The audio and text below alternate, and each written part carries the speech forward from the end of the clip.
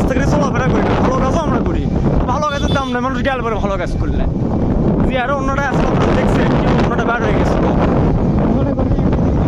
মানুষ মনে করি ইফটিজিং করছে, দামি দিচ্ছে না, ইচ্ছে ভাই গেল গেল মনে করি ইফটিজিং করিচ্ছে। যাক, তার ভালো হলে আমাদেরও ভালো।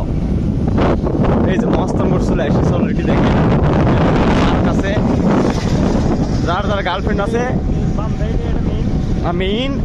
আর এই যে মস্তান জাদুঘর ফুড এরিয়া, এত স্বাদের খাবার হয়ে জায়গা এটা কল্পনা করতে পারবেন না।